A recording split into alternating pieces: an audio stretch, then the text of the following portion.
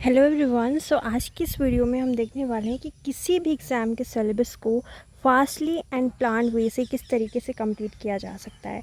सबसे पहले हम देखेंगे कि सिलेबस को कंप्लीट करने का एक सिस्टमैटिक वे होना चाहिए ताकि एग्ज़ाम से पहले हम आसानी से पता कर पाएँ कि हमने कितना पढ़ा है, कितना हमारा सिलेबस जो है वो हमें रिवाइज़ करना है। एंड सबसे बड़ी जो प्रॉब्लम होती है वो होता है सिलेबस का ट्रैप, यानी कि एग्ज़ाम से पहले हम कंफ्यूज हो जाते हैं कि हमारा जो सिलेबस है वो किस तरीके से कंप्लीट किया हुआ है। एंड प्रिपरेशन के दौरान भी हमें ये पता करना पड़ता है कि हम कहाँ तक पहुँच गए हैं और एग्ज़ाम से पहले हमें कहाँ तक कितनी यूनिट कंप्लीट कर लेनी चाहिए।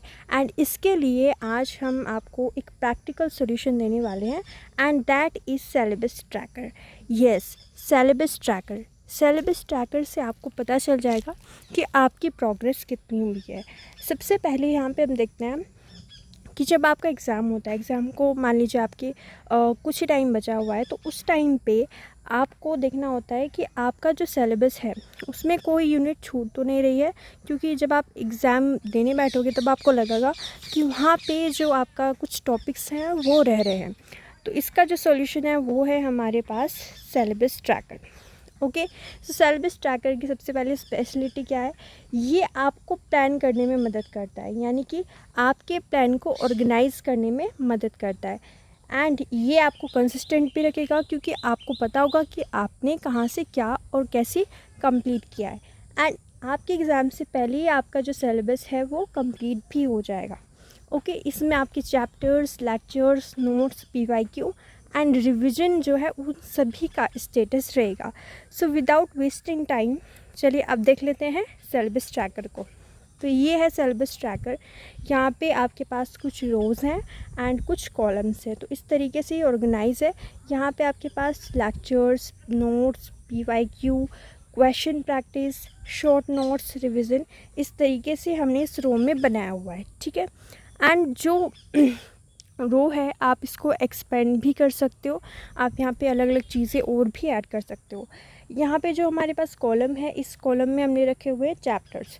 अब ये स्पेसिफिक नहीं है, आप जिस सब्जेक्ट को पढ़ रहे हो, जिस चैप्टर को पढ़ रहे हो, उसका नेम यहाँ पे मेंशन कर सकते हो। Chapter number 1, chapter number 2, chapter number 3, इस तरीके से आप रख सकते हो। ओके, तो यहाँ पे ये इस तरीके से लिखा हुआ है। इसके बाद में यहाँ पे बहुत सारे चैप्टर्स आप इस तरीके से लिख सकते हो और इनको आप नेम के साथ भी यहाँ पे लिख सकते हो। अब करना क्या है, देखिए यहाँ पे जब आप इसको कर लेते हो, इस तरीके से बना लेते हो, तो ये जो सर्कल्स हैं ना, ये आपके पूरे सिलेबस को एक पेज में ऑर्गेनाइज कर देती है। जैसे अगर आपने चैप्टर 1 पढ़ा है, कंप्लीट किया है, तो उसका मतलब आपने यहाँ पे सब पे टिक किया होना चाहिए। ठीक है, आपके लेक्चर्स कंप्लीट होने चाहिए, आपके नोट्स कंप्लीट होने चाहिए, previous year questions, question practice, short notes, revision. ठीक है, तो जैसे ही कंप्लीट होता है आपको क्या करना है, उस पर टिक लगा देना। ठीक है, लेक्चर्स हमने देख लिए, ओके, नोट्स हमने देख लिए, ओके। इससे आपको कॉन्फिडेंस भी बढ़ेगा, क्योंकि आपको पता रहेगा कि हाँ, हमने ये चीज़ कंप्लीट कर ली है। ठीक है, ऐसे ही आपको करना है चैप्टर नंबर 2 में। आपने देखा, उसको टिक किया। ठीक है, प्रीवियस ईयर क्वेश्चन आपने कर लिए, शॉर्ट नोट्स आपने बना लिए। तो इस तरीके से हर एक चीज़ को आपको यहाँ पे टिक करना है। ठीक है, एंड इससे क्या होगा, एक कॉन्फिडेंस बढ़ता है। और जब आप इस पूरे सिलेबस ट्रैकर को अपनी स्टडी टेबल पे लगाओगे, तो देखिए आपके पास हर एक चीज़ रहेगी। ठीक है, हर एक चीज़ का आपको पता रहेगा कि किस चैप्टर से मैंने किस चीज़ को कंप्लीट किया है। मैंने लेक्चर्स देखे हैं, नोट्स देखे हैं, प्रीवियस क्वेश्चन देखे हैं, सब कुछ आपके सामने रहेगा। ठीक है, तो इस तरीके से आप इनको ऑर्गेनाइज वे में रख सकते हो। ठीक है, अब यहाँ पे इसके बाद में जो डेली आपका स्टडी गोल है उसको भी हम इसमें ऐड कर सकते हैं। एंड वहाँ पे आपको अपना डेली टारगेट लिखना होगा। ठीक है, तो यहाँ पे डेली स्टडी गोल्स या रिमाइंडर भी आ सकता है। ठीक है, अब जैसे कि मैंने आपको बताया कि आपको क्लैरिटी देता है कि आपका सिलेबस जो है वो कहाँ से कितना हुआ है या कितना नहीं हुआ है, इसकी आपको क्लैरिटी देता है। इसके बाद में कॉन्टिन्यूटी को इम्प्रूव करता है एंड कॉन्फिडेंस को बढ़ाता है। कॉन्फिडेंस बढ़ता है क्योंकि आपको अब पता है। ठीक है, आपके सामने ही वो चीज़ लिखी हुई है।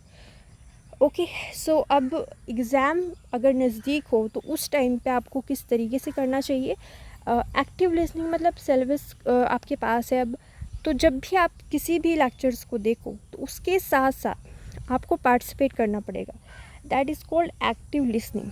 ठीक है, तो यानी कि आपको सिर्फ देखते नहीं रहना है, उसको समझना है एंड क्वेश्चन डायरेक्ट आपको वहीं से पूछने हैं या फिर सॉल्व करने हैं। एंड स्मार्ट नोट टेकिंग मतलब आपको ऐसे नोट्स बनाने हैं कि रफली या फिर मतलब आप उनको कम टाइम पे रिवाइज कर सकें। ठीक है, इसके बाद में प्रीवियस क्वेश्चन, अगर आप सिर्फ पढ़ते रहते हो तो आपकी जो एफिशिएंसी है वो कम रहेगी, है ना। बट जब आप रीडिंग करते हो प्लस प्रीवियस से क्वेश्चन करते हो तो आपके मार्क्स हाईली इम्प्रूव हो जाते हैं। Okay, so the final sprint is short notes, active revision, mock test and इसी के साथ में है डबल चेक।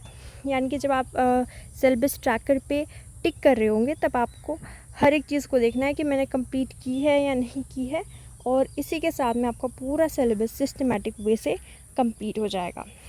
ओके, सो 1 मंथ में आप फर्स्ट वीक में अपने कॉन्सेप्ट को बिल्ड कीजिए, वीक 2 में intense problem solving, third week में आपको प्रीवियस से क्वेश्चन करने हैं, फोर्थ वीक में आपका फाइनल रिवीजन हो जाएगा। So this is all about this video and if you have any question then please ask me in the comment section.